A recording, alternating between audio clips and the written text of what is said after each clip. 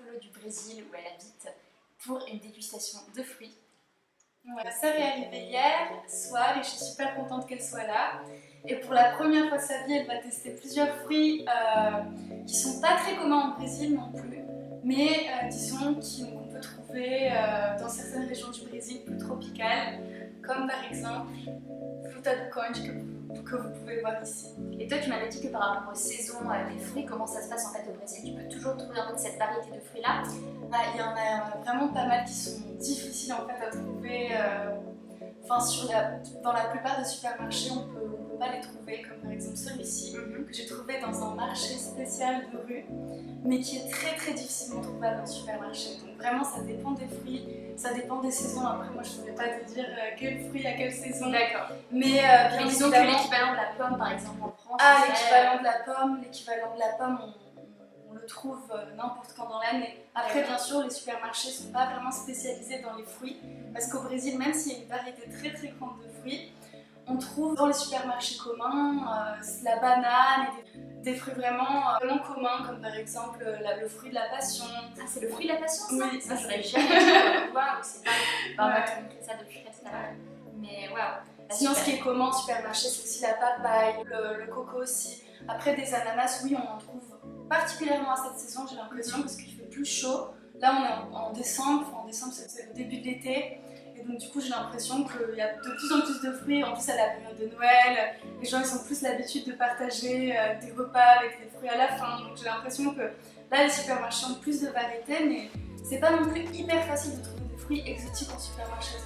D'accord, super. Bah écoute, on va goûter ça et te dire ce qu'on en pense en direct. C'est parti.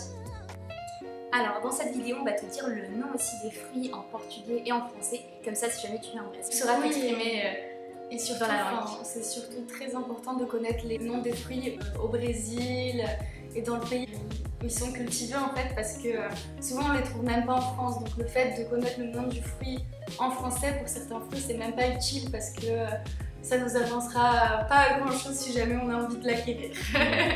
Parfait, donc c'est parti. On va commencer par l'ananas.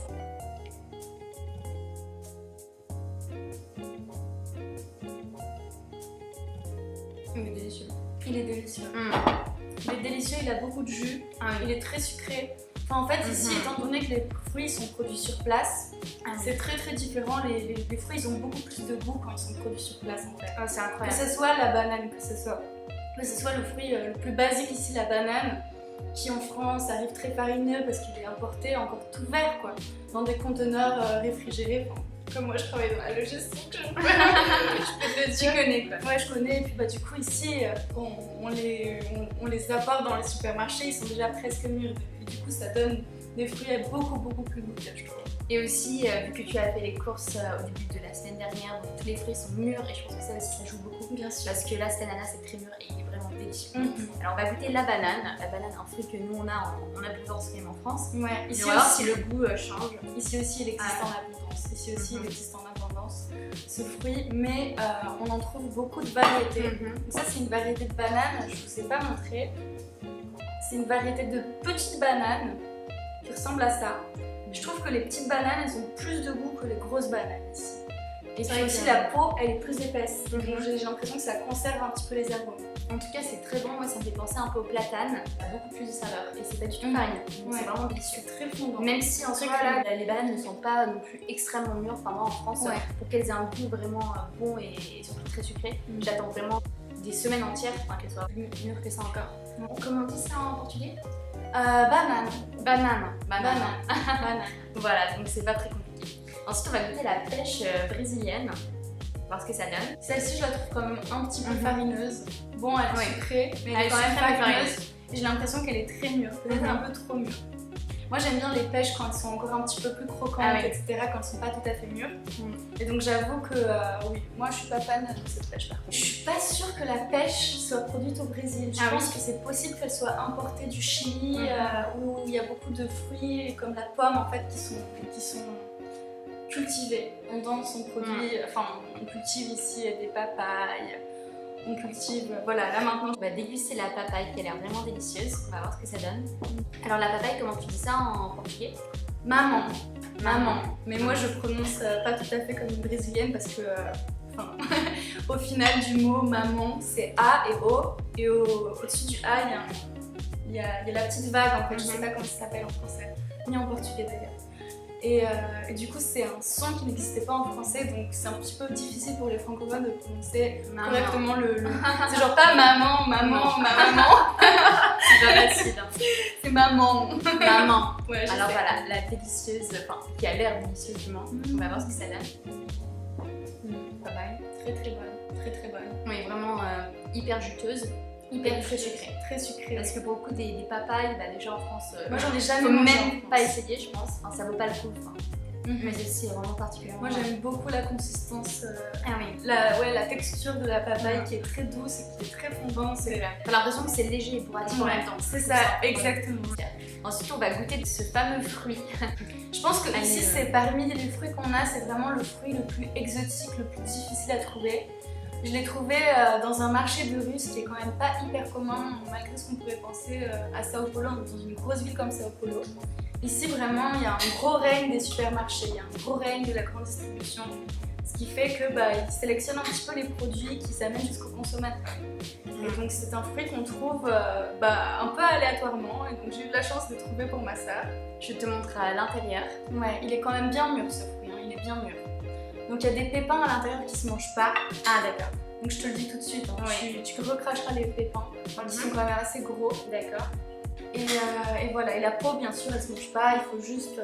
Ça m'a l'air d'être très onctueux niveau texture. Oui. C'est très bon. On va voir ce que ça donne.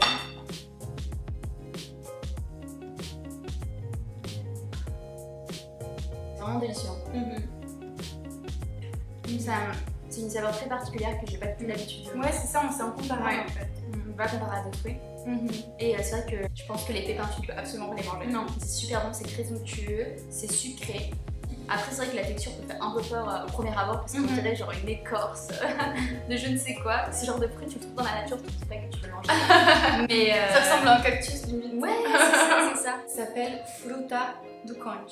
Fruta do conde. Fruta do conde. Après, j'ai trouvé une espèce de traduction, enfin, étant donné que ce fruit-là, ça m'étonnerait qu'on le trouve en France, ça sert pas à grand chose de connaître son nom en français. Mais voilà, sur Wikipédia, j'ai vu que ça s'appelait aussi Ata, en nom scientifique, c'était aussi Anona squamosa, ou alors ça s'appelle dans certains pays comme en Angola, fruta pinha. Parce qu'en Angola, c'est un pays aussi lusophone, et donc du coup, même si par le portugais, ils ont une désignation différente pour ce fruit. C'est drôle parce que moi j'ai trouvé chirimoya en faisant mes petites recherches. Et je sais qu'en espagnol on dit chirimoya, donc à voir. Si tu vois ce fruit au moins tu pourras le reconnaître maintenant pour la montrer. Ensuite, on va donc goûter le maracuja. Maracuja, le fruit de la passion, c'est ça? Ouais, c'est ça, c'est fruit de la passion en français.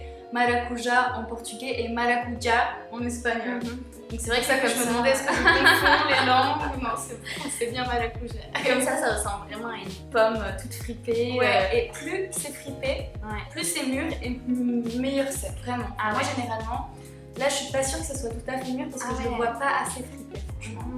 Donc je pense que il faut pas avoir peur de le prendre fripé quoi, parce que c'est vrai qu'il y a certains fruits comme la pêche, tu vois, faut me le prendre exactement, bien lisse, etc. Non, pour le fruit de la passion, plus c'est fripé, en fait, plus j'ai l'impression qu'il y a de... par contre, ça tout se mange à l'intérieur, tout se mange. Ouais, plus il y a de pépins, et en fait, le fruit de la passion, c'est des pépins en fait. C'est des pépins, et c'est des pépins mélangés à une espèce de jus un peu épais. Et voilà, vous allez voir maintenant de l'intérieur ce que ça donne. Généralement, on le mixe en jus. C'est vraiment le jus, il faudrait qu'on le réutilise parce que ça a l'air extrêmement juteux. D'ailleurs, je me demande comment faire goûter ça. Moi, je pense à la cuillère. À la cuillère. On est là dans 2 petites secondes avec la cuillère. On va du coup goûter le fruit de la passion. Alors, je te laisse goûter en premier. Alors voilà, ça ressemble un petit peu à ça à l'intérieur.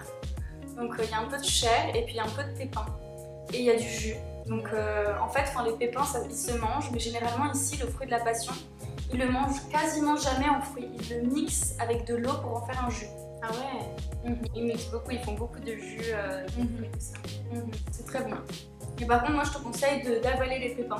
Avaler les pépins, ok. Parce que sinon, ça craque dans ta bouche. Ah oui. Mais voilà, c'est un fruit très amer. Mais c'est très très bon. C'est très amer.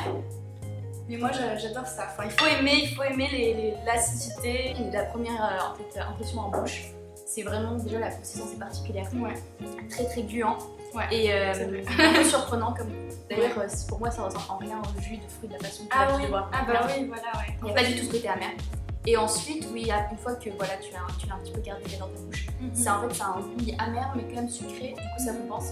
Et je trouve ça vraiment plutôt pas mal, mais je pense que en effet, je le mangerai peut-être pas seul, mais en accompagnant de quelque chose. Oui. Moi, ce que j'ai beaucoup vu, c'est la papaye accompagnée de fruits de la passion. Ah ouais, je savais pas. Ah ouais. Faudra qu'on essaye le mélange. Oui, faudra qu'on essaye le mélange. Mais en tout cas, ici, ils le boivent en jus. Enfin, les Brésiliens aiment beaucoup sucrer tout leur jus, tout leur dessert, et donc ils le boivent en jus. Et généralement, si jamais vous voulez le tester en jus quand vous êtes en Amérique latine, parce que c'est un fruit qu'on trouve quasiment dans toute l'Amérique latine, je vous conseille de demander, si vous voulez vraiment tester le fruit, de ne pas mettre de sucre, parce qu'ici dans tous les jus de fruits naturels, ça c'est hyper important de préciser, c'est que nous quand on dit un jus, pour nous c'est vraiment la chose la plus saine possible, et on ne pense même pas qu'on puisse rajouter du sucre à l'intérieur, surtout quand c'est des fruits comme la banane qui sont déjà très riches.